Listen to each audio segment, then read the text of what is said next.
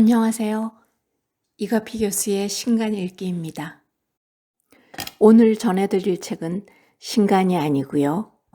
2021년 작년 5월에 출간된 책이고 제가 영어 단어를 찾다가 주문하게 된 책입니다. 책 제목은 The Terms Sympathy, Empathy and Compassion. 저자는 키에나 프로스트. 인간 행동 연구를 하는 심리학자로 소개되어 있습니다. 몇 년 전부터 우리나라에 공감이라는 단어가 많이 등장하였습니다. 책 제목에 compassion이라는 단어가 많이 나오고 저는 이 단어가 sympathy와 어떤 차이가 있는지 궁금했습니다. 그리고 심리학에서 나오는 empathy는 또 어떤 차이가 있는가? 그래서 이 세 가지 단어를 우리나라에 나와 있는 옥스퍼드 영한사전에서 찾아보았습니다.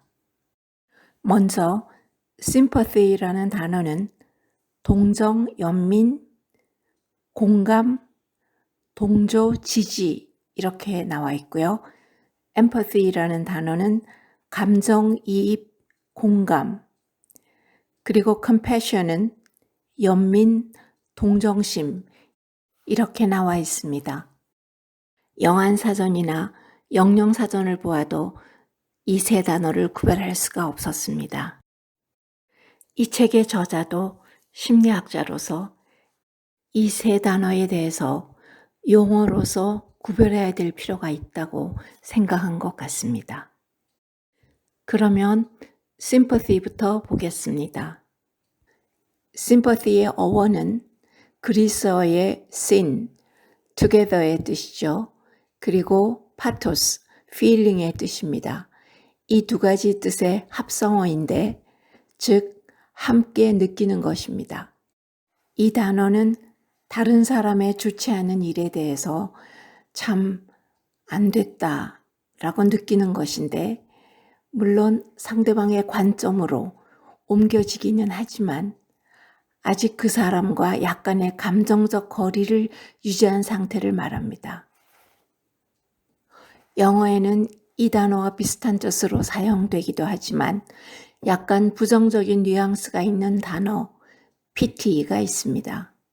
pity도 sympathy에서 유래된 단어이긴 하지만 상대방의 관점이 빠진 단순히 나쁜 일을 당한 사람을 볼 때 느끼는 감정입니다.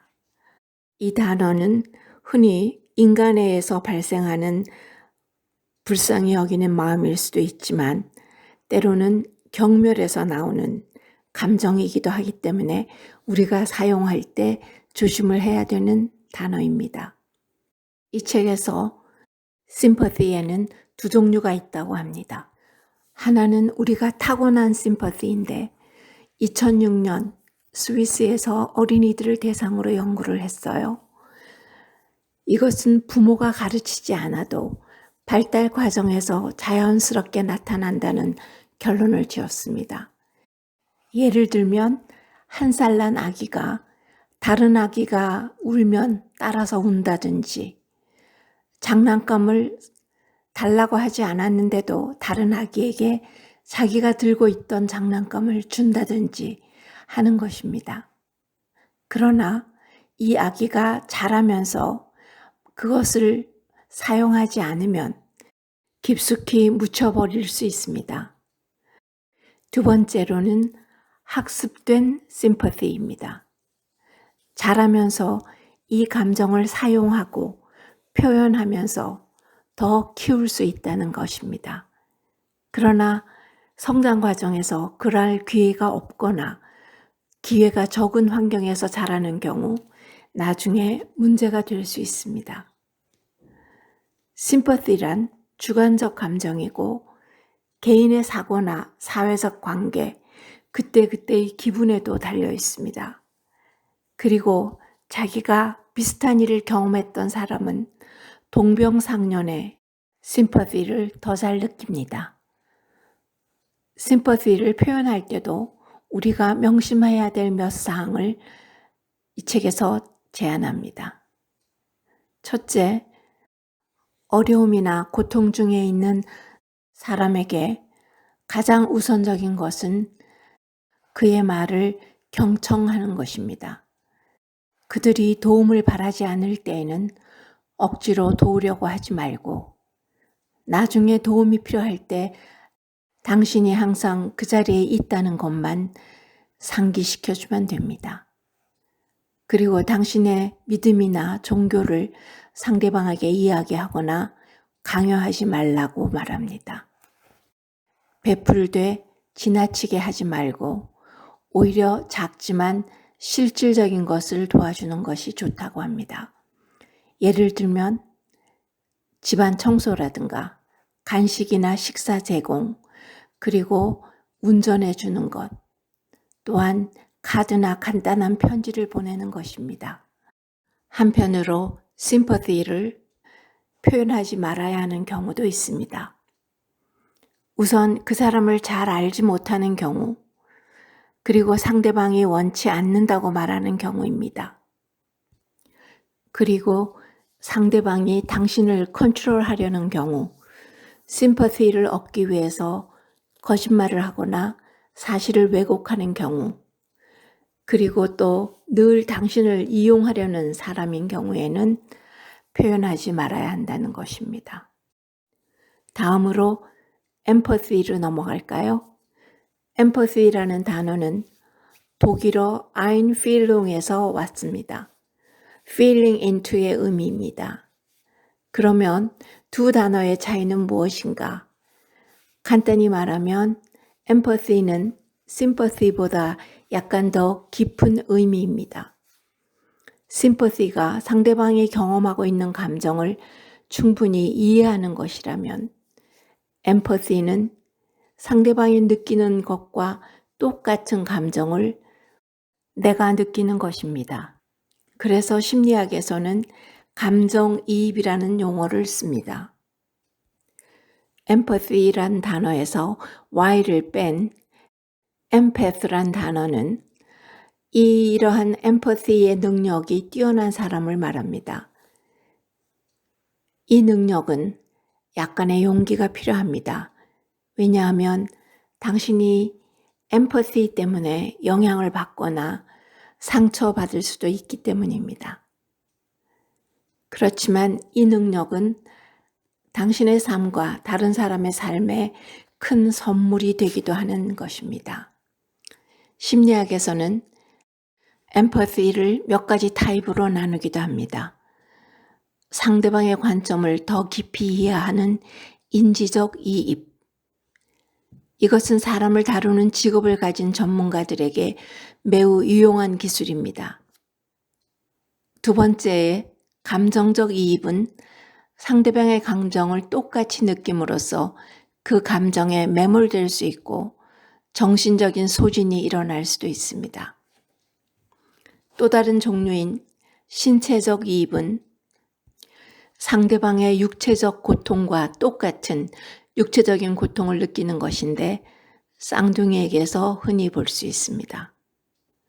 마지막으로 영적 이입은 초의식이나 초월적 존재와 강력한 연결감을 느끼거나 명상이나 기도를 통해 깨달음이 일어나는 경우를 말합니다. 이렇듯 empathy는 인간관계에서 매우 중요한 역할을 합니다. 다른 사람과 인지적으로, 감정적으로 연결되는 다리 역할을 하기 때문입니다. 여기에서 신경과학 연구를 잠깐 소개하면 empathy의 주요 역할을 하는 뇌 부분은 전두엽과 측두엽 사이에 깊이 묻혀있는 섬피질의 앞부분, 그리고 전두엽 한가운데 있는 대상피질의 앞부분입니다. 이렇게 감정이입 능력이 충분하다면 한 걸음 더 나아갑니다. 즉, 컴패션이 일어납니다. 컴패션의 문자적인 뜻은 suffer together, 함께 고통받거나 겪는다는 뜻이지요. 세 가지 용어 중에 가장 깊은 단계라고 할 수 있습니다. 상대방을 배려하고 그에게 도움이 되는 행동을 하는 단계까지 가야지 컴패션이 됩니다. 즉, sympathy, empathy를 거친 후에 나오는 행동을 모두 포함하는 것입니다. 친절함, 기다림, 참을성, 따뜻함도 여기에 포함됩니다. 우리 삶에서 가장 위대한 미덕 중의 하나이지만 이 능력은 키워나가야만 합니다. 한편 컴패션에는 필요나 소진이 따를 수 있고 그렇기 때문에 균형을 잡는 것이 매우 중요하다고 말합니다. 또한 경쟁심은 금물이며 만일 컴패션이 당신에게 피로감이나 고통을 유발한다면 일단 멈추고 다시 생각해 보아야 한다고 조언합니다. 그리고 위에서 말한 바와 같이 우리를 통제하거나 매니플레이트 하려는 사람에게는 컴패션이 아무 의미가 없어집니다. 또한 만일 컴패션을 행하는 가운데 어떤 죄책감이 느껴진다면 그것은 잘못된 길로 가고 있음을 아는 것이 필요합니다. 우리말로는 세 단어 모두 공감이란 단어로 표현할 수 있습니다. 이 책을 통해서 그 세 단어에 내포되어 있는 의미를 알고 구별할 수 있어서 매우 유익했습니다. 사실 단어의 구별을 위해서 책을 한 권 읽어본 것은 처음입니다만 저에게는 의미가 있었습니다. 여러분에게도 도움이 되면 좋겠습니다. 감사합니다.